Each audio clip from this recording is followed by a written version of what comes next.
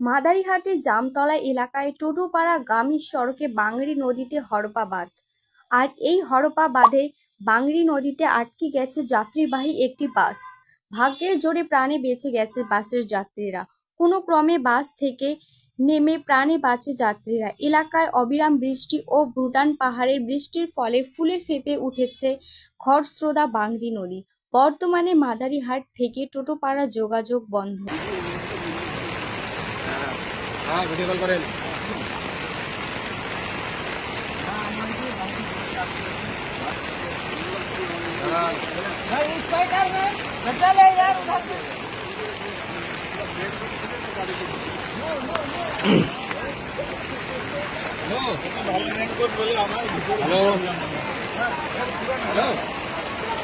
hello তো